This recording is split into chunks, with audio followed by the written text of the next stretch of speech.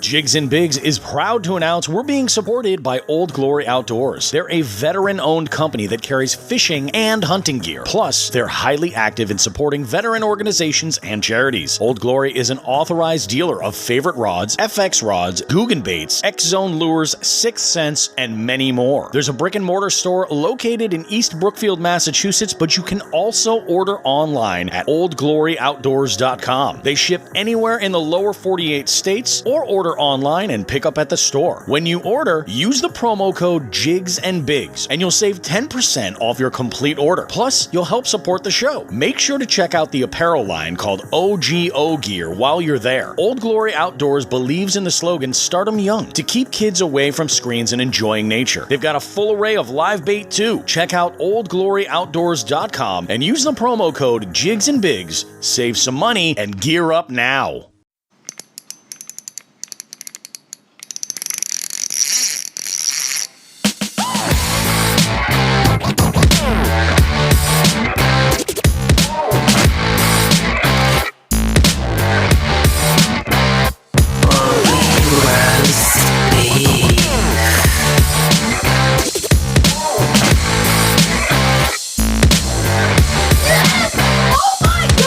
All right, today we're doing something a little bit different. We've got 4 folks from 4 different fishing podcasts here. We've got Bailey from Serious Angler, we've got Brian from Paddle and Fin, we got Bobby from Jigs and Bigs, and we got myself from the Tackle Talk podcast.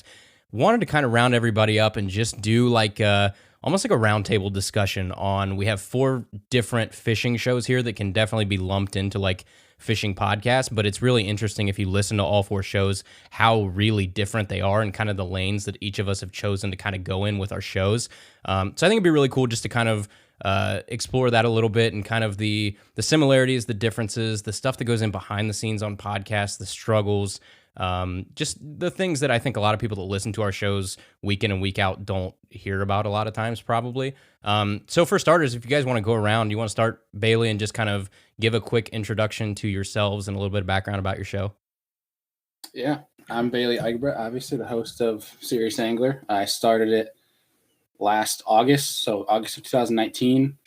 I took an internship in Indiana near Brian's neck of the woods and realized with the 80, 90-hour work weeks, I wouldn't have much time to fish. So next best thing is to talk fishing. I was like, hey, look at this podcast thing. Might as well start that. And started it as like a relaxed thing. If I had an off night, I'd invite a friend on the show and nothing seriously crazy. And as it kind of built traction, I was like, oh, there could be something here. And decided to get a little organized with it. It's still not professional by any means whatsoever, but we still have some pretty cool people on. I think the only guest I hate absolutely is Brian Schiller, but we're straight. But, that's right. The only guest I've ever hated was Bailey Egbert. So yeah, that guy's trash. It's equal. It's equal. It's scrub. But yeah, basically what my show is kind of about is just like having people on the show that are anglers that obviously have the passion and dedication to the sport. Doesn't matter, if you're a weekend warrior that no one's heard about or a Bassmaster Elite Series champion. It's just want to talk fishing, want to learn from them, and then kind of hear their story, and that's pretty much sums it up. Awesome. And segue to his least favorite person in the world, Brian Schiller. Yeah, Brian Schiller started Paddle and Fin podcast in the summer of 2018. Basically started, we mainly focus on kayak fishing, and now we've branched off into numerous things. But the main thing is like I was just getting into kayak fishing at that time, and really struggled to find a lot of good information, valid information. And that kind of stemmed off of like the first kayak I bought. I went off a bunch of YouTube videos, bought a kayak, sold it 3 weeks later, and ended up in a different kayak. So, the main focus has always been education, helping grow the sport of kayak fishing. It's just something that we're super passionate about. And, just getting more people involved in the outdoors in general. And we started with doing an episode like every 2 to 3 weeks. That went to every 2 weeks. Then it went to every week. And now currently we have 9 different segments, I think 12 or 13 different hosts, and we do a podcast 7 days a week. Bilingual. That's amazing, So, man. Yeah, I think I just posted an episode that we did a live last night, and we're like on episode 283 for 2020 alone. So I think we're close. Like, I've been thinking about it. I need to count them up, but I think we're right around 500 podcasts, like since 2018. Ooh. So we've been busy, man. Amazing, dude. Yeah, it's been a crazy ride. Covering 2 different languages, right? Yeah, actually, yeah, we launched a Spanish version or episode that airs every other Sunday. So now we're kind of like, what I never realized, and the 2 guys that do it are both originally from Puerto Rico. One lives in Texas now. The one guy's in Puerto Rico, but he's getting ready to move to Greece. But like kayak fishing in Mexico and in that like South America portion of the country is like super huge. And I never really realized that. So we're reaching a whole new audience, which is super cool, you know, especially awesome. I'm sure you guys look at your analytics, you know, it's like, I remember when we used to, you know, look at and be like, oh, somebody listened in Nebraska, you know, or something like that, and get excited about that. Now it's like somebody listened in, you know, Norway or you know, Mexico or Chile, or you know, it's just kind of crazy, like the far reach, you know, that we all get. So it's kind of cool, man. It's awesome. And then Bobby. So I started when did I start? It was this year, and it was basically all because of COVID. Like, I started because of COVID. Last year I had a great year fishing. I really kind of paid attention and took some notes and really, really got into it. And I thought I had what I thought was an amazing year. And I was really excited about this year getting out to fish. Then COVID happened. My business pretty much disappeared. I'm a game show host and a event organizer and DJ.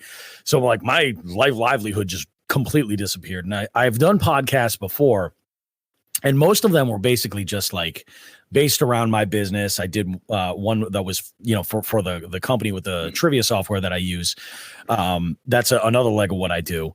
And I just decided, I was like, this is crazy. It was the deepest, darkest depression I've ever fallen into in my life, when like everything I worked so hard for like the last 5 years had totally crumbled. And I was just like, you know what? I'm going to take the 2 things that I feel pretty confident doing, and I'm going to start putting together a show about fishing. And what's amazing was I kind of did it selfishly as a project to kind of like to learn a little bit and take my mind off of the craziness that is COVID-19, you know. And where this podcast has grown has been absolutely. We like to share stories with anglers and kind of get people's input about, you know, what the way they prefer things, you know, what they're doing. And we like to talk to anglers of any stripe. So whether they're a tournament angler or they're just a weekend warrior that goes out there and does their thing, you know, regardless of the method, we like to kind of like just touch base and share stories. That's really the kind of the core of what it is that we do.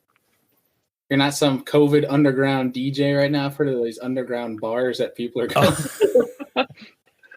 Not at all. Not at all. Like I'm still working in restaurants. Like I just left one right now, you know, but what I was able to do before and what I can do now, totally different. Like totally. I'm sure, man. That was the first time I think I saw you, Bobby. That's why I said, you're making us look bad, man. We're all in like spare bedrooms in the middle of nowhere, and you have like this dope background set up with strobe lights and pro mic equipment and everything. I was like, damn. If you guys only knew, this is I think it's almost 100-year-old house that I bought like 8 years ago. And nice. like don't do it. Don't ever buy a house this old. Trust me. And I just, you know, we had a situation where we had to reorganize the basement, and, you know, we had the time, really, is a lot of what it was. So I said, I'm going to move my office into the basement, and instead of, you know, this brick wall rotting away behind me. Let's throw some of my lights that are doing nothing right now, you know, and to kind of throw a little bit of stuff. So it's not that glamorous. Not at all. And then, yeah, so obviously I have Tackle Talk too. And Tackle Talk, I think I started mine September of 2019, I think. And I know I've told the story before, but basically I was just like, I spent a lot of time in the truck for work and driving back and forth to meetings and stuff like that. And I used to listen to a ton of sports podcasts, like all the time. It's all I listen to. But, you know, I spend 95% of my free time fishing, and finally like the light clicked. It's like, why don't I start looking for a fishing podcast to listen to while I'm out here in the truck for 5-6 hours a day sometimes. And I started looking around, and like it's what the interesting part about this conversation we're about to have too is like there are all these niches and all these stuff which were cool, and I listened to a lot of them. So like I listened to Paddle and Fin back when I first started driving a lot and stuff like that. But there just wasn't. I was looking for, like, when I started setting out and looking for a show, I was looking for a very specific show. I was looking for like short, sweet, concise, like, you know, tips, reviews, unbiased stuff, and like a rigid, structured show. So like my favorite shows that I had listened to, like I listened to Pardon My Take a lot. I listened to some news podcasts where it's like every episode you tune in, it kind of has the same format to it, and it follows the schedule, but it's different every time in terms of its content. So I was looking for something like that for somebody like me, and like not somebody that you know, is super into like pro news and stuff like that. Just something middle of the road that covered everything. And I just couldn't find anything that kind of was what I was looking for. So I was like, I can probably do something like this, right? I have some old mic equipment from when I used to be in bands in high school and stuff. And so I sat down and did a couple episodes, and, you know, slowly people started listening. I was like, oh, okay, this is like kind of a real thing. So just kept it going. And now I think we don't have 800 shows or whatever you had, Brian, but I think it's like 60 or something I'm at now. And like that was a lot of work. It felt like, I can't imagine, you know, 10 times that. But yeah, it's been really cool. And one of the things I was curious about for you guys too, because obviously I know that's one of the reasons that I started my show and like kept it going. But what was the actual motivating factor for you guys to actually like get up and start the show? And like, because I think a lot of times people are like, oh, I could do that, right? I can sit down and I can talk fishing, and, you know, that would be fun. But people don't realize how much work goes into this, and you actually have to, like, it's at some point there's a day where you're like, I'm going to sit down, I'm going to hook up a mic, I'm going to, you know, draft an outline of what I want the show to be, and I'm going to sit down and do it. It's like, what was your guys', I guess, motivating factor to finally flip that switch and actually do it? Man. You know, one of the things for me was that I found looking for a lot of these podcasts at the time, I found a lot of them were very short run. Like, people would pick up a podcast and put it out, and it would be about fishing, and you might get a dozen episodes, and then it would just drop off, you know, and that was it. Yeah. Paddle and Fin is one that actually I discovered that was unlike that. And actually, it's funny, Brian, because I found you guys because I started listening to Bass Fishing for Noobs. Yeah, Ryan. That's when I started listening to Ryan's show. And then from that, I discovered Paddle and Fin when you kind of incorporated that. And I was like, you know, there's something here. Like, this is something I should do. And the biggest thing for me was that I always kind of like, another one that I listened to was Milliken's podcast. For like a minute, he did a podcast where he did a bunch of episodes, and I thought it was great, you know, but obviously, like, that guy's got a million things on his plate. And this, you're right, Andrew, it's not easy. You got to dedicate some time to it and actually give it, you know, some effort, you know, on your part to actually make it work. So I understand why, like, you know, it doesn't necessarily line up for everybody to cross over every single platform, but something about this long form content platform just jives with what I want to do. So I decided I was just going to go for it and put it together. And the one thing that it's funny, I always felt like I was very much an amateur angler for a long time, and I still do. I always downplay my angling abilities, my experience, everything else, but it was connecting with the guy I work on the show with, Sean the Fisherman. We worked together in a warehouse for an electronics store, like back in the mid 90s. I'm much older than you guys. I'm much older than you guys. And we worked together back then, and he was going hard bass fishing back then. And now, like, he's a 2-time Kayak Tournaments Online Angler of the Year. You know, he's got a lot more experience than I can bring to the table. And I love the fact that I can utilize him as a resource, bring him into the show. And I feel like I learned so much from that guy. So like, if everybody who listens to the show gets to learn a little bit as well, then that's awesome. Then that part of the formula is fulfilled. You know, I just try to bring the entertainment. You know, that's exactly what it is. I just try to keep people having fun, listening, interviewing people, telling stories. But that was kind of it for me. It was just like, I saw that there was sort of a spot where this could exist. And especially being in New England, there's nobody in New England that's doing this the way that we are. And that was another thing. That's awesome. Yeah, I think Milliken had a podcast. What's up? I didn't know Milliken had a podcast. Yeah, for like 6 episodes. He did for like 5 minutes. Yeah. Yeah, it was just a minute. And it wasn't bad. Like I assume you've heard it, Andrew? Yeah, so the couple, if I remember right, the couple that I heard, I think sounded like, you know how he and a lot of other people on YouTube will do like an hour-long live stream or a session or whatever where they'll take questions and stuff like that. Yep. I think some of his was uploading that audio to podcast platforms. So I think that was part of it. He may have done, I can't remember all the way back there if he did like actual episodes too. He may have, but I know he was uploading, I think, his live stream feed for a while. And you see that sometimes too, but yeah, I listened to that one for a while, and you made a good point there, Bobby, where it's like if you go and you search bass fishing podcasts or whatever on Apple or on Spotify or something, you're gonna see a lot of those first ones that pop up. You're gonna click on it, and it's gonna have like 12 episodes, and it'll be from 2016. And it's like they quit. Yeah. Which in a minute, after Brian and Bailey, after you guys say your piece on, I think why you guys actually started it, I want to come back to that because that's one of the things I want to talk to you about was you have to commit to staying and doing this because you don't see the fruits of your labor quickly. It takes some time to build it up. So I guess Brian and Bailey, what made you guys start it first? And then we'll get into, I think, why we all keep doing it. Yeah, I mean, just to segue a little bit off of what you guys were just talking about, I think there's a statistic out there of like all the podcasts ever created, I think like half of them don't get past episode 12. Like it's one of those things. I think people get into it and then they don't gain a ton of traction right away, or they realize how much work it is. And then they're like, all right, screw this. And then it just stays out there in the ether. But getting back to your main question, the guy I originally started Paddle and Fin with, good friend of mine, we're probably bad influences on each other. We like to get each other into hobbies, and we both were big fans of podcasts. We listen to all different types of stuff, and we'd always talk about podcasts. And he wanted to. He had never owned a boat, never owned a kayak, nothing like that. He used to fish as a kid out of a boat with his old man. I used to fish out of canoes, inflatable boats.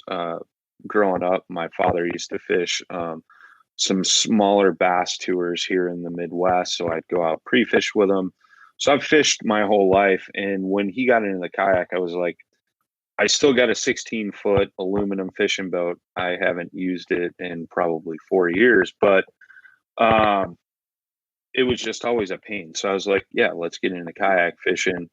And, going back to what I mentioned before was like, we found a lot of misinformation out there on kayaks, kayak fishing, stuff like that. So we were like, hey man, we're both, used to be musicians, stuff like that. So same thing, we had gear kicking around. And we were like, let's give this a shot. We're like, even if nobody listens to it, at least we have kind of a storyline of our journey through kayak fishing. And not only that, but maybe, anybody that tunes in can learn a thing or two. And, that eventually turned into, let's get some guests on, talk to some industry leaders, things like that. And, now it's kind of come full circle, but it was that initial, like, let's do this for fun. We'll see what happens. And, Scott, the guy I started with, he's no longer on the podcast. We always give him give him a hard time. He joined the yacht club. He graduated from a kayak and now has a 24-foot pontoon boat and a 18-foot fishing boat. And, so now he's got 2 boats rather than a kayak. So he's kind of moved on to bigger and better things. And, it's always just been about the conversation, like I know me and Bailey, give each other a lot of flack, but, we met each other through podcasting, and we've never met in person, but I can shoot him a text or give him a call at any given point in time and pick his brain about something or, just shoot the breeze, I've gained a lot of friendships and things like that from doing this, which is pretty crazy, but I won't go any further because I know I kind of dipped a little past your question. I'll give it over to Billy. I know you said you dipped past it, but like that was a really good point. It's just like the networking and connections you made from it is ridiculous. I mean, it's huge. Oh yeah. But for me, kind of how I started it was I had a buddy that was before I left for Notre Dame, that when I started it in August, that we had fished a bunch with, and I really wanted to join some of the local like regional trails, some of the Fed trail that we have around here as a co-angler, because I wanted to meet these guys that were big in the region so I can learn from them. But I didn't want to spend the money for the tournaments because I was trying to save money because I was going away for 6 months for an unpaid internship. And basically, so my buddy's like, "Oh, dude, you should start a podcast." I was like, "What the heck is a podcast?" I was like, I didn't even know what that was at the time. And he kind of introduced me to Joe Rogan. So I went down that rabbit hole and still down that rabbit hole. But pretty much from there, it was kind of my way to talk fishing with people and also try to learn something from each person that I had on. Because I think I'm trying to remember who it was on. It was Brian. I think it was Brian Thrift saying it on Let's Talk Fish. Brian Thrift and Matt Airy have a insanely good show to like actually learn fishing. And one of the things they said is no matter who you talk to in the fishing industry, whether they might be worse than you, better than you, they might have won $0 or they might have won $1 million. You're always going to learn from whoever you talk to. You're going to learn one thing from at least. So that was why I kind of started it. And I confidently say I've learned something each episode. And me being competitive, extremely competitive, I want to obviously get as good as I can about fishing, like with fishing and bass fishing, being the best tournament angler I could be, or trying to figure out, bass behavior best I could, which the great thing about fishing is we're never going to learn everything. So you're always striving for more. So it's kind of like that thing where it's like, I got to talk to this guy, I got to talk to this guy, talk here. And then it's like, like it's never ending. And that's what kind of intrigued me to keep it going. So it's like, it's this platform and you can see it getting, a little bit more recognition. You're like, okay, so not only I kind of took it in a different direction where, yes, I'm still learning from these guys, but at the same point in time, I'm also giving them a platform where if they aren't this big name in fishing, I'm helping them at least maybe get a couple followers, maybe help them get a name, maybe someone in the company has realized that, who they are, what their worth is. Maybe they get a deal off of it. I mean, who knows? Yep. But also that recognition part too. It's like, I'm learning from these guys. So are the listeners. They can they can learn from it. And that's what kind of kept me going and still keeps me going today. Yeah. But it's been a wild ride. It's been a lot of fun. I brought on a co-host about, 60, around 163 on Monday. So 63 episodes ago, one of my best friends who's on my co-host, who I learned from as well every show. So it's a fun time. What about you guys, Bobby and Brian? Because I know Bailey just touched on why he keeps the show going. I think that's something that we've hinted at a couple times so far, where if someone's going to sit down and start a podcast right now, like you have to be prepared to suffer through that beginning phase where it's not great. Like you're going to put in a bunch of work. You're going to, produce this show. You're going to edit it. You're going to upload it, and it's going to get like 30 downloads. And like that's going to be the story of it for a while before it catches on. But what you have to do, you just have to continue with it. It's consistency. It's like anything else. It's like YouTube. It's like anything you're going to do in life. Consistency will get you to that next step, but you just have to persevere through that beginning phase, which is why you see so many podcasts on Apple that have, 10 episodes and then they quit. And it's because they were like, Yeah. wow, I'm not getting, you don't get 4,000 or 5,000 downloads an episode by just starting one. Like, it takes a long time to get to that point. So what is it, Bobby and Brian, that I guess keeps you guys motivated and keeps you pushing to keep your show going? Because like you said, it's so easy, especially in the beginning, to just kind of say, I gave it a shot, but there's only a couple people listening, so I'm just going to hang it up. I think at least for me, one of the major things is that when I started the podcast, I started an Instagram account, and I went hard. Like I started promoting posts, and I started pushing to get as many listeners as I could. And what I was looking for was just any kind of engagement from that listening audience. So the moment I got an email or a DM from somebody who listened to the show, I'm like, there's got to be 100 or more people out there that this is getting to. The other element to it for me is that really, I lately, like recently, there's a podcast I follow called Podcast Therapy, and this is actually the guy who created you guys. I'm sure you get these in your feeds all the time for pod decks. Yep, he's the guy who created those pod decks, Travis Brown, and he did this episode where he said to a lot of the podcasters out there will look at it almost like it's terrestrial radio. You do an episode and then it's done, and then it's on to the next one. But he goes, you need to change your mindset to that. What you're creating is a library. You're basically creating an audio Netflix. So the episodes that you create, even though they might not get a lot of listeners now, it's worth it if you persevere. You'll get those listeners later. Like, I'm sure you've seen that you'll find like you'll have come previous. Where you kind of have a situation where, maybe the episodes earlier on when you first interviewed, somebody in your region, got a lot of popularity or something like that, where now you're releasing these other episodes and they're climbing as well, but you're getting numbers all along. So I always kind of try to keep that in mind, even before I ever heard that episode from Podcast Therapy. When I heard that, it sort of just reinforced my mentality from the beginning was that what I'm creating is a library. And that even though they might be episodic and I may reference things along a linear timeline, people are going to digest this content the way that they're going to do it. And I have to ignore the current listeners and just look at the growth and set a goal for like, where am I going to be in 3 months? Where am I going to be in 6 months or a year? And you don't get so bogged down, with like the challenge of getting people to listen to your show. Yeah. I got to agree with that. It's like, in 100%, like, I think the reason why we keep going is the comments, the emails, the instant messages. It's all for the people that follow us and listen to us, and this is no knock to myself or any of our hosts, but, we're not like superstars in our industry. However, like Bailey had mentioned, is we've given a lot of people platforms. Our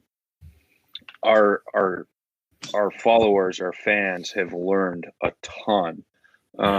They've gotten to hear those questions that they think of when they're looking at somebody on that higher fishing level, right? What bait did they throw at this tournament? What's his pre-tournament ritual? Why does this brand make this product this certain way? Things like that. I mean, I'm continuously learning, which is great. I mean, that's what really intrigues me. But what Bobby was talking about is you're creating this whole library, and I can attest to that. I remember when our first episode got like 50 plays and we were like, yes, we're the shit, and now it's like within the first hour or two, we're well over 50 plays, 60, 100, something like that. Like, it's pretty crazy to think that we have that kind of reach. But, from what you were saying, Bobby, is like, I've had folks I should say we've had folks message us and say, oh my God, just found you guys, or I saw this live stream that you guys did, or just listened to this episode with so-and-so.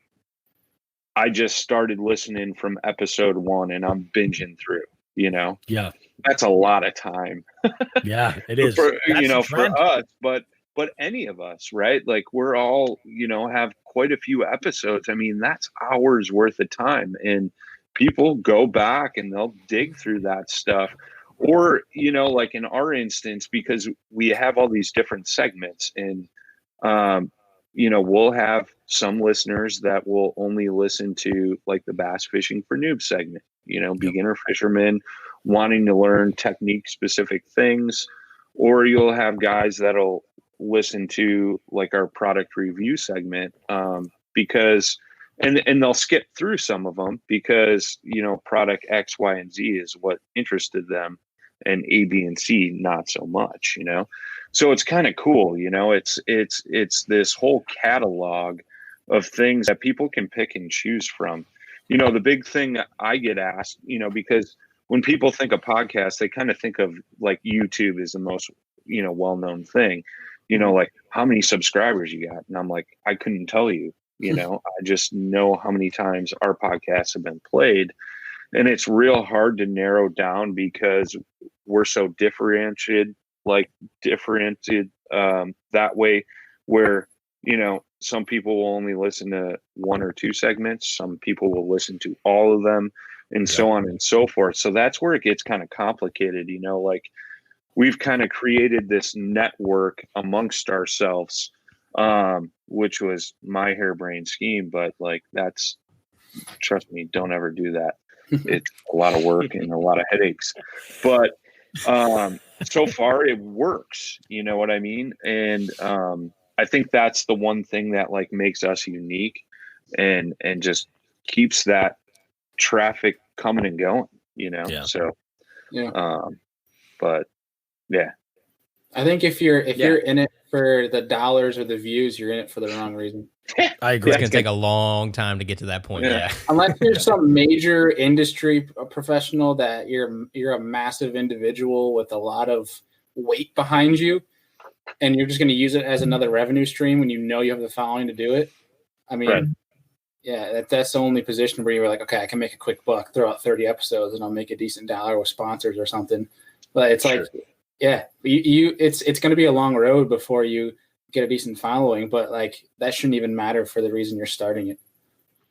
Well, and a common theme here is like the reason I think that I kept the show going too, and the reason that I still keep the show going is like you guys said, it's like when you get a message or an email, or you get 5-10 a day of people that just like randomly show up in your inbox and are like, hey man, I found your podcast last week. I've listened to 20 episodes so far. I just listened to your episode on, jig fishing, and I just went out and took what I learned, and look, here's a picture of the biggest bass I've ever caught my entire life because I listened to your show. It's like that is worth so much more than some $100 ad read. Like that's why you come home and do it. I mean, we all have regular jobs. It's like when we come home from a long day of work, like, do you want to lay on the couch and watch TV, or do you want to, spend another 4 hours making an audio show? But we all choose to make that audio show and put in, our time instead of being lazy and doing the things that we would love to do, because that reward, I think, is why I keep the show going. And it sounds like you guys are pretty much the same way. It's like you can't put a price on that kind of stuff.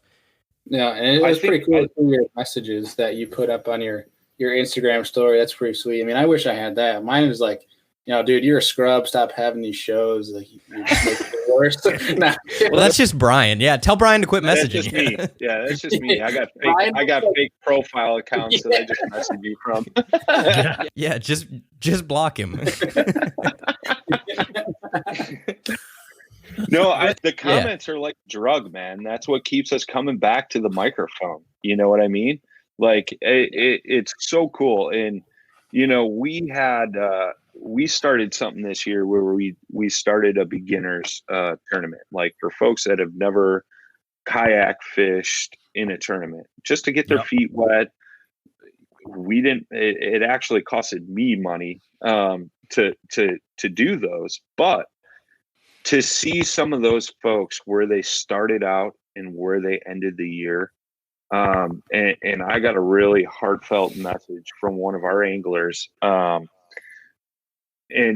she crushed it this year, like struggled off the get-go.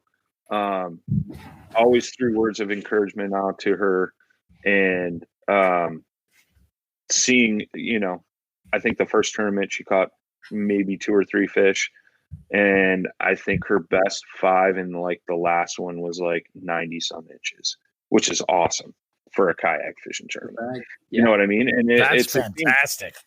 And it's the same thing too. Like you mentioned bass fishing for noobs, and I always use this reference, and it's not a knock against Ryan, but when he started his own podcast on his own, I think his first episode, he could name every fish he caught in a 5-year span.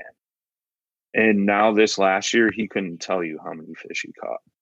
And I've seen him grow as an angler, and that's just from doing his podcast. And he hit a rough patch where he was like, dude, I don't know, man. I think I want to, take a break, give up, something like that. And I was like, dude, come on, you're crushing it right now. And he was frustrated, had a bad day on the water, put in our group chat, anybody want to buy some fishing equipment? I quit. One of those situations, just out of pure frustration. And now seeing where he was and where he came from, I'm like, dude, people that are listening to your segment are in the same boat. They're all growing in the same fashion. And even now with his co-host, like I've told Sean that too, like, dude, he was having a rough time fishing the Susky out in Pennsylvania, and now he's just crushing giant smallmouth. And I'm like, dude, see, like, there you go. That's why we do this, that's why we do this. And it's so cool to see that, it's like, and don't get me wrong, like I get super frustrated and I want to give up all the time. And I've probably told every one of our hosts, like, I'm just done. You guys take this over. I'm a has-been. I give up. Like it's super stressful. But at the same time, man, like at any given point in time when I want to give up and just like call the podcast game quits, we get one of those messages and I'm like, this is why I do this. Like, gotta keep going. Gotta keep it going. Yeah. I think that's so important too, is like, even if like a platform like we all have, it's like you can, even when somebody that maybe they don't have that fishing buddy that they can kind of like blow off steam for too, is like they can hop on something like this and they can get like, in a sense, an emotional support. Because like if you don't have a day on the water where you're like, damn, I sucked, and you're like pissed about it. I mean, everyone has those days. I mean, you have to take like that. You need some sort of rebound, and whether it's taking the 24 hours to be pissed at yourself and then suck it up and think of why you sucked. Yep. I mean, like this is a way to kind of help reevaluate. Maybe it helps. Like one thing I try to do in some of my episodes is I like to point out what I do wrong a lot. Because like that's how you learn. That's how you get better. Whether it's fishing or podcasting or whatever it might be, and you can take that anywhere. But like it's an emotional support sense that if you don't have like that support group, I guess is what I'm trying to get at. It's funny. It's funny you're mentioning all this because this was early October. There's a Jigs and Bigs episode entitled "Why I Deleted the Fish Donkey App." And in that episode, part of there's an organization that we work with called Chronic Trips, and they do a nationwide multi-species virtual fishing tournament, and they use Fish Donkey to handle everything. And Fish Donkey's been great to work with. In fact, Sean from the show has been the tournament director for the Chronic Trips virtual fishing tournament this entire time. And in October, I was just getting my ass kicked. It was terrible. And we had gone out. This must have been one of the last weeks of the month because it's a bi-monthly tournament. And we went out and I got skunked bad. Like everybody I was with had this amazing day. And I was just like, man, I've been carrying this right. And I had a rough month going into it. So there was a lot riding on this day, and I was just like, I got home, decided to take a little bit of a nap. I woke up and I deleted the app. That episode it's the number 2 most listened to episode that we have. And I feel like it's because people connect to it. Like Sure. the interview's great. The interview's amazing that we have in there. I've got Elise Noel is the guest on that one, and she's amazing. It's super entertaining, a lot of fun. It's fantastic. But I feel like it was a therapy session, the intro of that show. Sure. Myself and Sean talking back and forth. And, I wasn't going to sell the kayak or anything like that or, anything crazy. But I was just like, look, I think I need to take a step back, work on like my technique. And then before I start doing these monthly tournaments, it's one thing when you can put into a compartment going out and competing for an 8 or a 12-hour period. But when you're talking about going out for like 30 days, it gets heavy. It definitely does. Like it's not necessarily for everybody. And that's the number 2 most listened to episode. The number one that we have is when we had Debo on. And let's face it, Debo's awesome. Debo's amazing. But like the second one, and I go back every time and I'm like, I think the reason is people connect with that.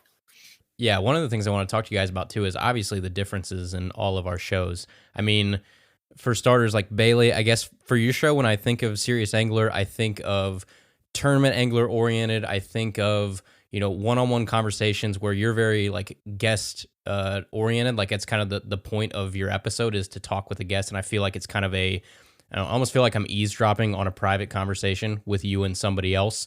With Brian, obviously you guys have, everything under the sun. You have the OG show, you have the Final Cast, you have Reel Down, you have Bass Fishing for Noobs. You're like one of the few I think of when I think of actually having like, I guess, a network, for lack of better terms, of like, multiple shows under one umbrella. Like I don't think a lot of people in fishing are doing that kind of stuff, at least not in the podcast kind of thing. So that's really cool. And then Bobby, for yours, I would say like the best way I can probably put it into words would be like you have a very professional radio feel to your show. You have a very like, it almost feels like a produced morning show. And I mean that in the best way possible, where it's like you have nicknames, for it's like Sean the Fisherman. You have like personas. You have, you guys talk about more than just fishing. It's fishing themed a lot of times, and you guys kind of tie everything back with fishing. But you'll go off on tangents, and there's stuff that's relevant that's outside of fishing. So it feels very radio influenced, very morning show or talk show themed. Yep. And then mine I think is a lot more like cut and dry. I very much try and stick to like 30 to 40 minutes. I try and keep it short, and it's it's tip heavy, it's reviews, it's trying to, I've said it a billion times, but like I just try and make stuff for like the middle guy that's like, you didn't just start fishing yesterday and you're not a pro. Like you're somewhere in the middle. And I think we get ignored a lot of times by fishing media because they either make stuff that's painfully introductory and it's almost like, degrading sometimes to somebody that knows what they're doing to listen to this kind of stuff, right? And it's all money driven for that introductory stuff and to try and sell you something. Or it's stuff that talks way over your head, and it's like you're assuming that I am a pro with all kinds of pro knowledge and I keep up with everything, and I know every tournament angler and I know every technique and stuff like that. It's like I know I still have stuff to learn. So it's stuff for those people in the middle too. I'm interested how you guys decided on, because we all fill a niche, I think, in fishing. You have kayaks, you have one-on-one conversations, you have Bobby, which is just like a little bit more than fishing too. It's just more of a conversation with buddies and very lighthearted. And then you have me that's really rigid and wants to stick to a structure and wants to teach something. So how did you guys decide what niche you wanted to fill in this?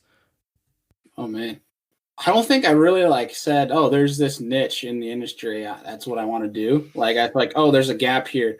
Like somebody who's like maybe like an entrepreneur or is good with engineering that says, oh, there's this gap in this industry. I'm going to make this product, make money. Like I kind of just went with what I wanted to do with it, and it kind of filled itself. If that makes any sense. I know that's not a great answer, but it kind of molded the way it did by itself. Like I don't really know how to put that. And that was one thing actually I wanted to interject for a second. It kind of actually folds with my answer here is, we talk about why we started this thing, and it's and why you keep it the way you do is if you're in this game, you can't look at negative comments because not that I've gotten a lot, but the ones that I remember one specifically, and it reminded me when you said, when you had mentioned how it's you're almost eavesdropping on a phone call. Well, someone had commented, it was like, he goes, "This is a great show, great info, but it sounds like you're on a phone call with a buddy asking him how his tournament was." I'm like, "Well, yeah, that's exactly what I was trying to make it be, because that's what it was." Yeah. I'm like, and it's one of those things where if you get caught up in that and you focus on the negative and you try to mold it for that one person, you're ditching out the 99% that enjoys your show. I mean, you got to forget that. Like my buddy Ben Nowak is like, dude, because like I tried, air quotes, tried the YouTube game for a little while. And I'd get like 13 likes and like 1 dislike. And I'd be like, damn, what the hell did I do wrong? Like, and I'm all like stressing. I was talking to Ben. He goes, dude, you got 13 likes besides the 1. Like, you need to look at the positive. Yeah. And like, you're ditching out the majority of the people who enjoy your content. So it's just, I guess if you see a niche and it's something that you enjoy, hell yeah, go for it. But like, at least for me, it's like, I'm going to do what I enjoy. If people like it, they like it. If they don't, they don't. I'm going to still enjoy it. And if people want to come on, they want to come on. I'm just kind of roll with it. Yeah, I have to agree with that. Like, we always start our episodes with any guests, like, because you guys, I'm sure, know, like, you'll get a guest on and they're like, oh, I'm kind of nervous, and this and that. And we're like, look, we treat this as a couple of guys just sitting around the campfire, shooting the breeze after a day on the water, and as far as niche goes, like, we are pretty much kayak fishing orientated, but that was just because that's what my passion is, like I just love kayak fishing. And, now we've kind of branched off and we've tried to, like, all our segments try to incorporate kayak fishing to an extent, whether you're, like we have a segment off the water. So we try to focus on towns where, a lot of these kayak fishing tournaments represent. So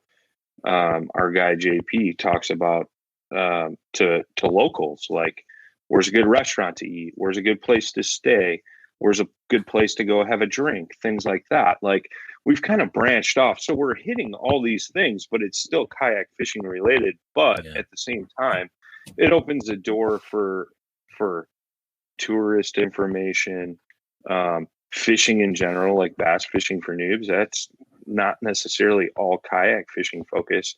Granted, he does talk to a lot of kayak fishermen, but it's like, it's just the passion of fishing in the outdoors. Like, we're even doing a hunting segment now. A lot of fishermen hunt, a lot of hunters fish, so it was like, I'm a hunter. Jay just got into hunting this year. We've actually brought a friend of ours on who is probably going to stick around for good and keep the hunting episodes going, because, why not? It's just, we just love talking about our passions and sharing that with people, and just kind of continuing to grow the outdoors, especially now with like COVID, right? Like, in the kayak world, if you were trying to buy a kayak this year, you had a rough time because they were sold out everywhere. Same thing with bicycles. Like, anything outdoors related is just, nobody's got anything. And, part of that was manufacturing plants were shut down and things like that. But with COVID, people were forced to go outside. They couldn't go on vacations. They couldn't go to ball games, concerts, what have you. So what else is there to do? And it's great, for all of us, because we got a lot of folks that are new to these sports that we love, and we're helping educate them in the right way, I think. Instead of going out and, gut hooking a fish, they're learning how to fish properly and have more successful days on the water. So that way they keep going out fishing. You know what I mean? It's not like we're giving away everybody's secret fishing hole, but at the same time, we're trying to help, people be more successful so they enjoy their time on the water. So they're not having those frustrating times where they're like calling up their buddy going, "Hey bro, want to buy all my fishing gear?" I don't know what the hell I was thinking, So it's just one of those things, So. Agreed with that. What about you, Bobby? I mean, I don't know. I guess overall, like, really what I do is I just kind of hope that people enjoy what it is that I've got to offer. and if they can learn from it, fantastic. I think I've kind of done my job. I think one of the biggest things too for this podcast has been like the community that's kind of come along with it. In putting this together, I've made amazing, like this growing network of amazing people, like you guys included, like, like all that as well. But I've had the opportunity to work with like this apparel company from Connecticut called Hookset Hoodlums, which is just growing and growing and growing. And like they just put out fantastic stuff. They're great folks. They're real family oriented. Like they get it. We early on were super lucky to get connected with our current show sponsor, which is Old Glory Outdoors. And, it's funny, Brian, you mentioned hunting, like they're a sponsor. They also, cater to hunters as well. It's not just a tackle shop per se. And, it's funny the way these things kind of cross over and you see all that kind of stuff kind of come together.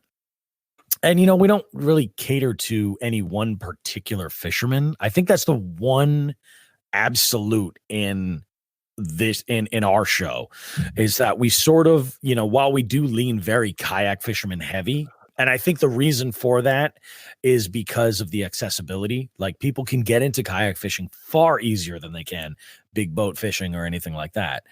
I think that we lean a little bit more toward that as sort of like almost like dangling the carrot in front of the bank fisherman, the exclusive bank fisherman. You know what I mean? It's like if to really, but it's something that's attainable. Anybody could realistically do it, assuming they can find a kayak. That's the biggest challenge. And I think that's kind of where our focus is kind of been, is to be as inclusive as we can.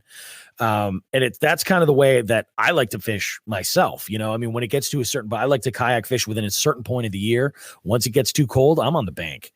That's just because I'm inexperienced.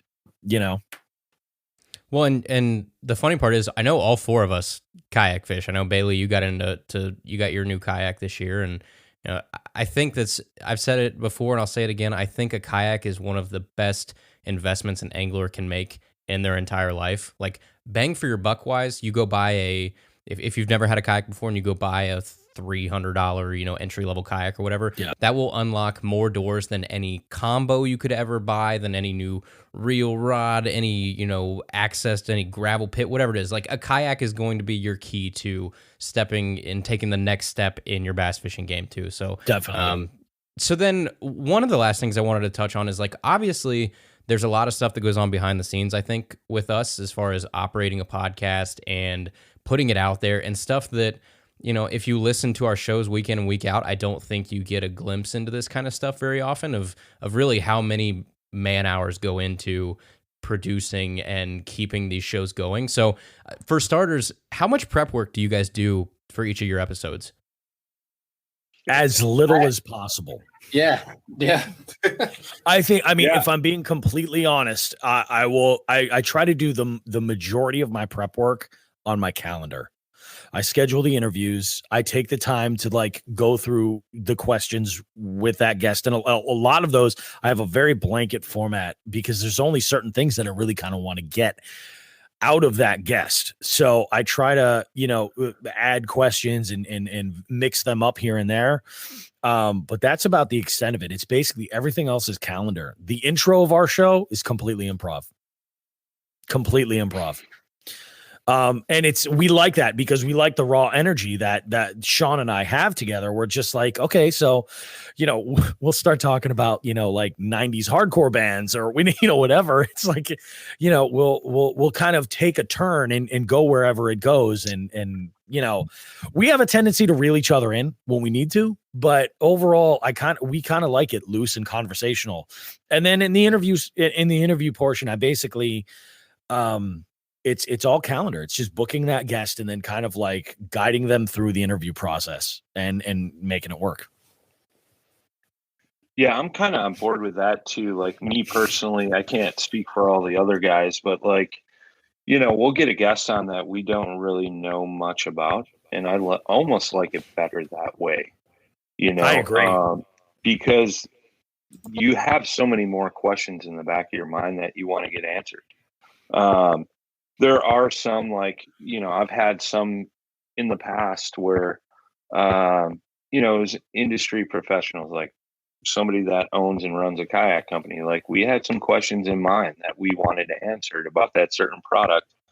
And it's kind of hard to not know those people that are in that bigger spotlight, so to speak. But for a lot of folks, the less I think the better the interview gets, because you'll go down that rabbit hole where you find out something interesting about that person. It may not even be kayak fishing related. Like I know one of our guys did an interview with Bobby Marin out of Florida, and he started kayak fishing because his wife was going through cancer, and that was like a way to get his mind off that. And that alone is just an interesting story in its own. Like we all go out and fish for different reasons, whether it's to unwind after a long work week, get away from the stresses of the coronavirus right now and things like that. Like just those stories alone are pretty unique. And then, you throw everything else on top of it, it just makes it that much better. But me personally, I try, like, I may skim through somebody's social media profile or something like that to kind of, get some ideas about them. So when you hit that lull in the conversation, you can drive it somewhere else. But I typically don't do much.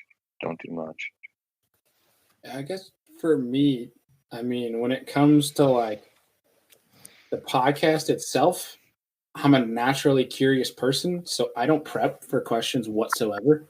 I also just like when it comes to fishing, I'm one of the nerds that kind of keeps up with absolutely everything, every tournament. Like if I can manage it, I'm watching every minute of every tournament that's live and articles. I'm reading all of them. Like I have my other monitor here with probably 25 to 30 windows open of different articles.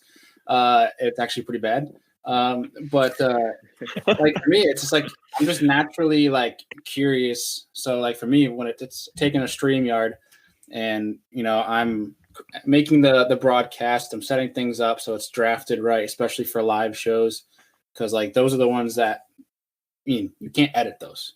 It's not like you can record them and you can't record and then take your time and type out what you want, and like it's a whole different ball game. But it's like I don't know. For me, it's create the broadcast, send the emails with the invitations.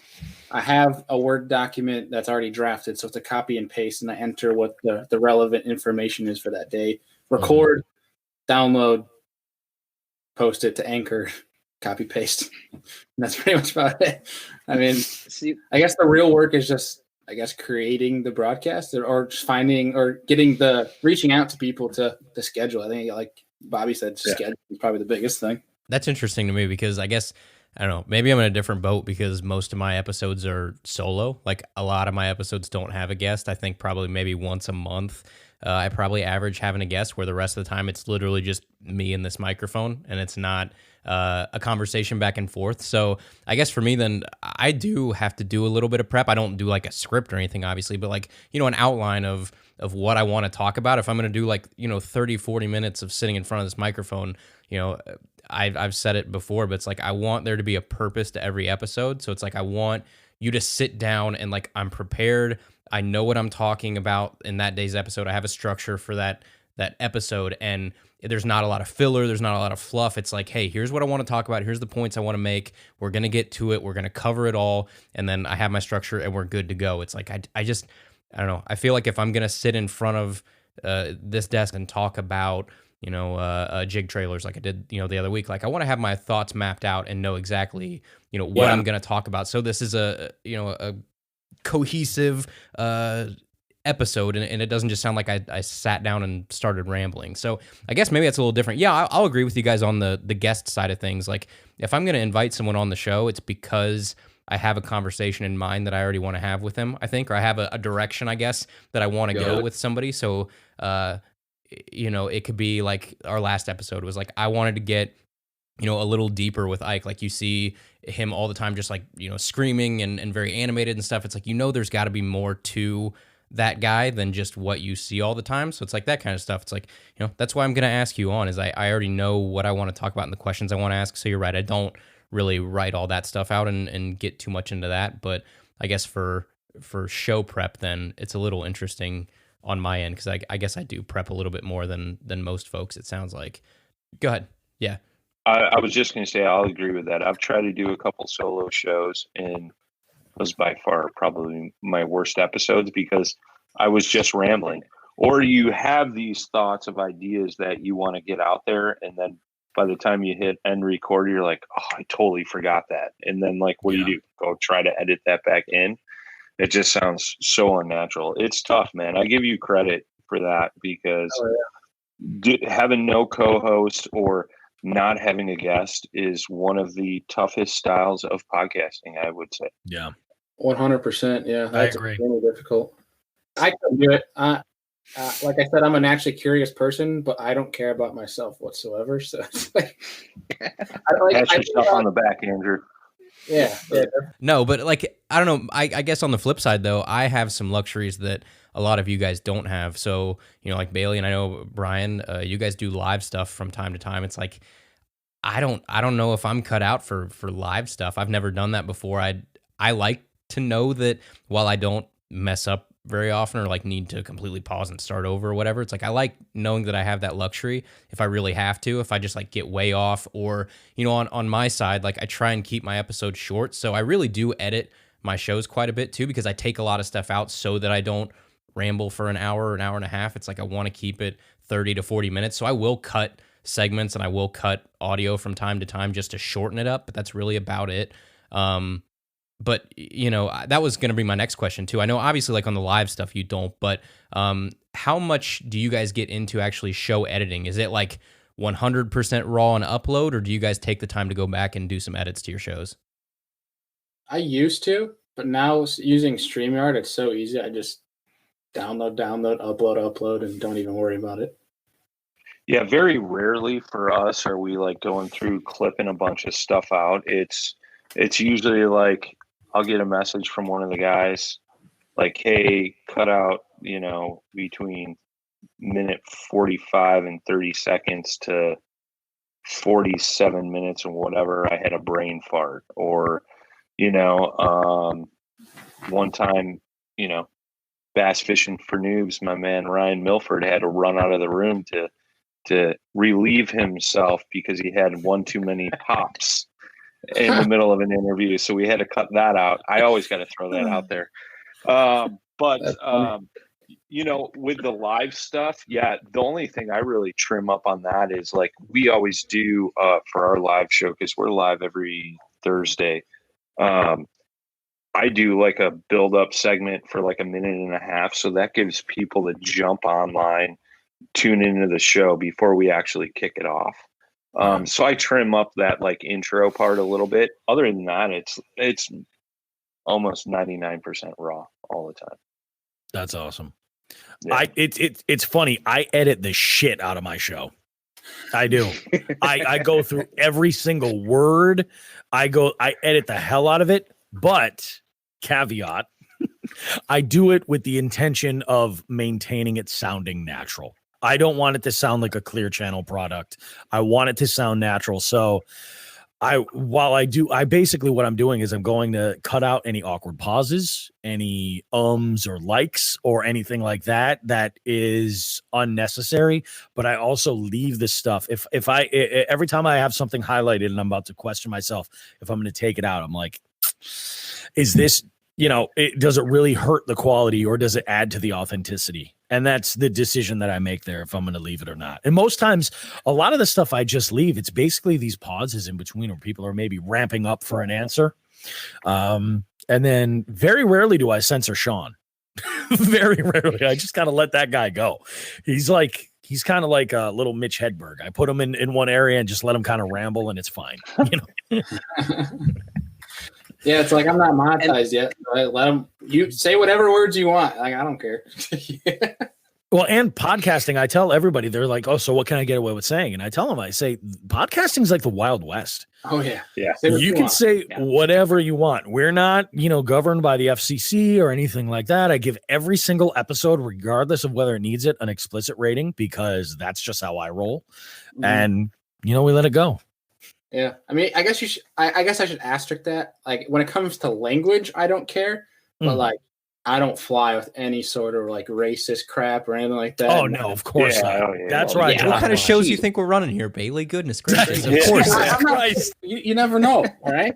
Well, we even try to keep politics and stuff like that out of it. I'm the same way. I think in this day and age, people are coming to our podcast to escape all that crap that's going on in the real Yeah. world. So we try to keep that out. And most of the time, we'll get that question too, like, is it okay if I swear or something like that? And we say, if it slips up, no big deal. But we try to keep it clean. Like, Yeah. we try to keep it family friendly, so to speak, because, let's face it, a lot of dads might be dropping, well, not necessarily anymore, but dropping the kids off at school, things like that, so we've always tried to keep it somewhat decently clean. Have we slipped up a few times?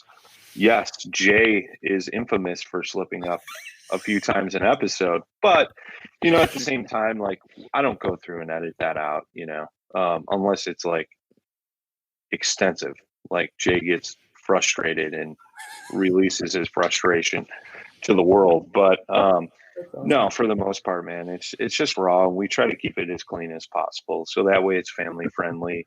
That way dads can flip, or ladies that are anglers can flip on the podcast if the kids are in the car and not be like, cover your ears, Jay's about to talk, So I got to give him a hard time. But And then one of the last things I kind of want to shed a light on too, and I'm interested to hear what you guys say, is like there's a lot of stuff, again, that goes into this that nobody sees. It's like it is the nightmare of scheduling guests. I mean, how many texts did it take for all of us to get all four of us here at once on one night? It's like there's stuff like that that just gives you headaches. There's technical issues. There's bad internet. But then on the flip side, there's also like expenses to running a podcast that I think people don't realize. I think they just think it's like, you flip on your camera phone and you start talking and then you hit a button and upload it. And it's like there are hidden costs in podcasts that I think maybe if anything else, you just don't judge shows that are putting ads on things, because it's not just a cash grab. It's literally to pay for the cost of running the show. So like I know on my end, we have to use a podcast host. Like people don't even know that's a thing. There's costs in your microphone. There's cost in boom stands. There's cost in, and that's even just me in a spare bedroom. Like I can't imagine having a studio and everything that you have to pay for and rent and stuff. So it's like, do you guys want to go around and maybe like some stuff behind the scenes for each of your individual shows that maybe people wouldn't know about that goes on that, are some struggles or financial stuff even that you guys have to deal with? I mean, for me, all I pay for is my StreamYard, and I'm fortunate enough that one of my show sponsors takes care of that yearly fee. But no, you're right, Andrew. Like there's a lot of costs in there. There's that, you have a microphone, something happens to a mic, you have a cable. You know what I mean? To get a decent cable all the time. Yeah, cables go bad all the time. Absolutely all the time. It happens. All these subscriptions, StreamYard, we do StreamYard as well. And it's just for our Facebook page. But we offset the cost, and it's like it's tough. Monetizing podcasts is not easy. Yeah, to monetize your podcast, you're on your own. Like there's no, YouTube format where it's like, oh, for so many downloads, you just automatically get a check for this kind of stuff when we run ads. It's like you basically are your own salesman. Like you go out and you sell your own ads to your own podcast, which I guess is kind of nice because you get to control it a little bit more, but it's more work on your end. Yep. Yeah. And that's one part that's an interesting topic. And I don't mean to cut in front of you, Brian. I know you were just about to talk. But real quick is like, people will leave reviews or like commenting. It's like, where it's like, let's not make this like a radio show with the ads or whatever. And it's sitting there. It's like, you know what? Like it makes it a lot easier on me if I have a monthly income from, partners that I do the show with, because it makes it's easier for me, living wise. It's like, I think you can handle 3 minutes of an ad or like spread out amongst the show. It's like there's trade-offs to it, which you're about to say something, so I will let you go ahead. No, I was just going to say that's true, I think, as long as it doesn't affect your content, like the what you're talking about. So like you see a lot of shows that now like they only talk about a certain brand of this or a certain brand of that because they get so beholden to these sponsors, where it's like I'm fine with that. Like, yeah, I will run ads on my show as long as my ad partners understand that's like I'm not going to bias my opinion on anything. Like I'm still going to say how I feel, positive or negatively, on anything. So it's like that's why I love Top Fishing Deals, because they do all brands, and the Dark Horse Tackle and stuff. Like everybody that I work with, I don't work with specific brands because I don't want to be biased. I think that's like the whole point of why I like doing this. Is like if I hate your soft plastic, I want to kind of be able to talk shit about your soft plastic. I want to have an actual opinion and say how I feel, and I don't want that to like be held to the fire by some tungsten company that gives me 5% off. Oh yeah, 100%. Yeah, and you gotta believe in like what you're putting out there too. You can't be like, well, I hate this brand, but they're gonna give me money, so I'm gonna throw it out there. I mean, maybe it's just me. Maybe it's just me. I like to have products that I believe in. So like me running those ads and me talking about them, it's no qualm with me because I'm like, I believe in this. This should be known about. I'm helping them. They're helping me. And it's like, if you don't like it, well, then just don't listen for a minute. Skip ahead if you're on MP3. If you're whatever. Like if you're on live, I'm sorry. Wait 60 seconds. Yeah. I'm sorry. Like, I don't know. It's just one of those things where it's like, this is the industry. Like, and while we love doing what we do, I'll be blunt with it. I like making money off of it too. I would love to make this thing a career. Like what I love. So it's like, if that's what helps me do it, helping a company that helps me. Well, if people knew how many hours went into it, you spend 4, 5, 6, 7 hours a week doing this. It's like I could be working down the street at McDonald's making $7 an hour with that time, but I'm putting in a lot of effort to make this show, and I don't think it's the end of the world if you make a couple bucks off of it to at least pay for your time. So I do wish people would be a little bit more understanding about that, but I think you're always going to have that. Oh, yeah. The other thing to keep in mind too is that imagine, if you will, like the perfect world where we make enough income to live off of what we're doing, what we clearly have this huge passion for, right? Imagine how much better the content could be, how much more we could put into it if we knew that our mortgage was paid. And you know what I'm saying? Like there's nothing wrong with that. But one thing I want to speak to about the brands, Jigs and Bigs specifically is working and partnering with a retailer for exactly that reason, because they offer everything, and we don't have to be brand specific, and one thing that our sponsor, Old Glory Outdoors, has asked us to do is to review some of their products. So like, Old Glory, they asked us to do a 13 Fishing reel review. We did a Shimano reel review, things like that. We haven't come across anything that's like god awful, but I mean, when that's the case, we're going to talk about it. And the beauty about Joe at Old Glory is that he understands that, like, if there's an issue, like I'll give you a perfect example. So Sean and myself had recently been using 13 Fishing Concept A reels. I think they're the Concept A2s. Great reels. We're using them in completely different situations. I have like an 8-speed reel. He has a 5-speed reel for a cranking rod. I've had nothing but an amazing experience with this. I have caught monsters on this thing. I've had no technical issues whatsoever. He, however, has an issue with the fact that the brake system isn't externally controlled. You have to open up the cap and then adjust the brakes internally. And he's had issues before in tournaments where the spool has actually fallen out while he's tried to make adjustments here and there. And it's been hairy. But that said, he's also caught his like PB Northern Pike on this reel as well. So when we talk about this reel, we talk about the good and the bad and everything else, but it's got no weight in our relationship with our sponsor because they're a retailer, and ultimately we're able to give an honest review about that product. It really works out great when you sort of take a step back and you're not sponsored by the brand and their product specifically, but you're sponsored by the people that sell that product. Yeah, I mean, for us, we will not and won't ever uh, sign a deal where we can't be honest. Like we work with jig masters, and it's like I told him right off the get go, like, we're going to be talking to your competitors. So if that makes you upset, like, this is just not going to happen. You know what I mean? Like, just because, we give you a little bit of ad space doesn't mean like you're the only brand we're going to talk about. And if there's something of yours that we don't like, we're going to talk about it. Like, and that's just it. And that's with anybody that we've dealt with. I think when you start going down that commercial route and, you kind of start to get that sellout kind of persona around your podcast, like that's when you're done, Yeah. But I mean, going back to your original question, yeah, like we use StreamYard. We have a website. Like me and Jay have a studio. That's like our own personal thing. And, we pay for that out of our pockets.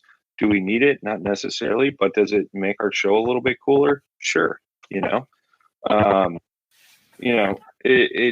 There's tons of expenses, but yeah. One last thing on the sponsoring too is like, if you are looking to do that for your show, like getting that sponsor involvement, and you think that your show is at a level where you want to, bring that on, is know your worth too. Like from the fact that you're worth more than you think you're worth. And I live by, and I was told this by an industry professional, and I keep it to this day, is I'm not going to pay you money to make you money. Exactly. So it's one of those things where if they're trying, you can tell from certain deals what companies want. It's just more of being smart with who you're talking to, and you can tell by who you're talking to if that's going to be a good relationship. And I'm keeping it kind of vague there, but it's like, depending on how they talk, you'll know if they believe in what you're doing. So you need to be smart with it, but be upfront with like what you want, because companies respect that too. If they don't, you don't want to work with them anyways. If they're going to have interest in you, you're going to notice, and it's going to be more of a discussion on what you're actually worth, because advertising's huge. Like, I think that's a valuable lesson, at least that I've learned.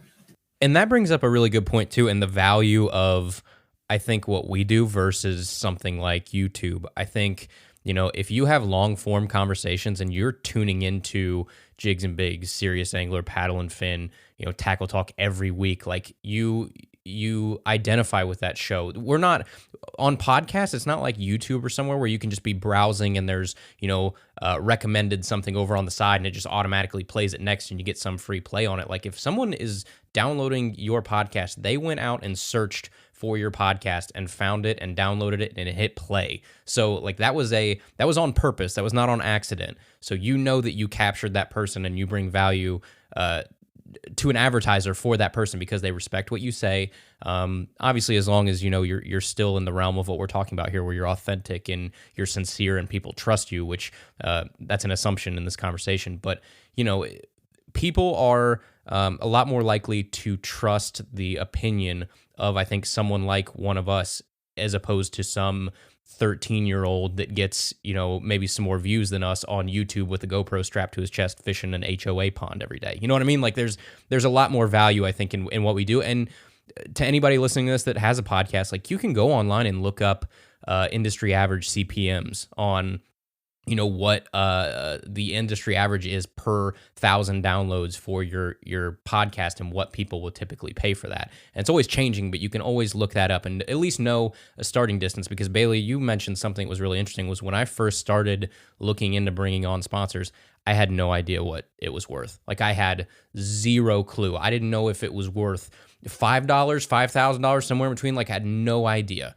And, luckily I did some research, and the people that I've worked with so far have been fantastic. And that's the other thing too. You mentioned a good point there. It's like the people that own the company or, are going to be your point of contact there. Like you should be able to see through their stuff pretty quick too. Like, are they sincere? Do they like what you're doing? Do they believe in what you're doing? And do they want to support you, or are they just trying to make a quick buck and give you some sort of, commission program where they have no skin in the game and you basically just work for them? Like there's a big difference there. So I think that's a really interesting point. I think we hold a lot of value in long form conversation that I think is still kind of on the surface of being scratched as far as like just how big that can be for advertisers. Yeah. And that's the thing too with podcasts. It's like, it's not a YouTube video where you see guy posts where it's like caught my PB or cops called, where they're going to click through and skip to where they see the cops in the video. So they see all the drama, podcasts, they're tuning in and you look at your analytics. I mean, they're there for more than 90% of the time, because if a podcast, there's not chapters, like unless you're like a mainstream YouTube channel that is a podcast and you utilize chapters within a YouTube video. Yeah. Podcast, I mean, it's very hard to skip through, and because it's all audio, you can't see where you're getting to. So people are staying for the majority of the show. That means a lot to companies. So it's I don't know. Well, I know one thing that sets us apart from people. Yeah. 100%. Every podcast I listen from start to finish. Like, it's just what I do. If I have to stop in the middle of something, or like, I finally get to work, I pause that episode and then I pick it back up on my way home from work. Like, I hardly ever end in the middle of an episode and then go to something else. You finish what you start when it comes to podcasts. So it's kind of an interesting thing, I think, on our end. You're right. When you look at your analytics, like, people listen to the whole thing. Oh yeah. Oh yeah. Well, cool. Last question I have for you guys is it's a little bit, I think, more broad, but it's on the future of podcasting. So, like, obviously we've all kind of invested in this, and I think we're all kind of in this for the long haul in terms of our various shows. Where do you guys see the futures of podcasts going? Like, do you think that this form of media has the staying power of like radio, television, where it's 20, 30 years down the road and we're still listening to podcasts? Or do you think this may be a little bit more of a fad and there's something else around the corner? I think it'll still be going. I think what it's going to do, and I think you're already seeing it, is you're making radio stations obsolete with just anything streaming, whether it be podcast, music streams, things like that. I think it's just a new wave, because now in today's day and age, people want what they want at their fingertips in the blink of an eye. And whether it be fishing entertainment, 90s heavy metal bands, or whatever Bobby was talking about earlier, whatever it may be, that's just what it is. It's like, I know me personally, that's why I started listening to podcasts. I was sick of stupid morning radio, like it was just so advertising heavy. It was just garbage, and I couldn't stand it. And instead I got to listen to things that I was actually interested in. And I think that's the big key, like if you go back and you listen to all these answers we gave, what was the common theme between all four of us? It was helping people learn. Yeah. People are always wanting to learn new things. And I think that's what we are. We're educators, and or our guests are educators. And I think that's huge. Like, human beings thrive for knowledge. And I think we provide that. And as long as we keep doing that, people are going to keep digging into the episodes, and they're going to tell their friends, and they're going to tell their friends, and so on and so forth. And, I think, definitely 5, 10, 15, 20 years down the road, podcasts are going to be the thing. Like, I mean, you've already seen that jump just in the previous 5 years, and that's like, guys like, Joe Rogan, and whoever else, it's, some of the pioneers of the actual podcast world, are the ones that like really paved the way for this. And now it's become easier. I think if you look back 5 years ago and you would have asked me, how do you make a podcast? I'd be like, I have no idea. But now you have all these platforms like Anchor, where it's a free platform. You can record an episode off your phone and upload it in seconds. It gives people the freedom to, I guess, voice their opinion out there. Is that a good thing or a bad thing? I don't really know. But, opinions are like assholes. Everybody's got one, and everybody's entitled to it, and, good or bad, I think it's the wave, man. I don't think it's going to go away anytime soon. I think it's only going to get bigger. I think you're going to see more podcasts pop up. Will it make our competition? Like, I mean, I've never looked at our podcast and other people's podcasts like your guys' as competition. I look at it as there's more info out there. for people to get more involved in the fishing world. You know, the way I look at it is, you know, the way I explain things or the way I ask questions are completely different than the way Bailey does it, or Bobby, or you, Andrew. And it's, I think people are going to relate to, you know, one of us better than the other, maybe. So I think as long as that continues on, I think it's just going to keep thriving, and it's just going to be better for the common good of the sport we all know and love. You know, as far as other genres in the podcast world, it's going to be the same exact thing. It's all the same thing. I think we're just a smaller niche in this podcast world as far as fishing goes. Yeah. But like I said, I think a lot of people are rediscovering the outdoors because of this pandemic. And I think they're going to continue to stay outdoors, which is great. I mean, I know me personally, that's why I do this. And, you know, I think podcast, it's the bee's knees. What can I say? If I had to put my thumb on it, like I would bet if we look like 5-10 years back from today, and we look back, I bet like podcasts are still here to stay, but I bet the structure of them changes where it becomes almost like what happened to radio, where you're gonna get individual podcasts picked up by networks, and then you're gonna get networks picked up by providers. Where I think, like, you know, down the road, like Brian, you kind of, you know, already starting it, right? Where you have a network and an umbrella of shows under you. Like you see that model work with you with like, you know, think of like a Barstool Sports where you have, you know, 20, 30 different shows under your umbrella. And then eventually Barstool Sports is going to get picked up by somebody like a Spotify and say, hey, we're going to pay you X amount of dollars to make you exclusive on our platform. You already saw that with Joe Rogan. You've seen that with people before, where it's like, I think that's how this is going to eventually go. Kind of like what iHeartRadio did with radio stations, and Clear Channel kind of did, where they came in, they started kind of compiling all of these individual people that they saw that had value and making a conglomerate out of it. I bet when you look down the road, that's kind of where this ends up going. It's just inevitable because there's money to be made, and as shows like, you know, ours and smaller shows start to gain more of a following, there's going to be people that are going to realize like, hey, there's probably money to be made there, and they're going to try and, you know, monetize that somehow and group them together. So if I had to bet, I bet that's probably what happens, where there's some company that comes along and eventually buys 5-10, you know, podcasts in the fishing space and makes a channel or a network or something out of it, and then that kind of spirals from there. That would be my guess. I don't know. Like you said, I think this format is here to stay because people like long form conversation.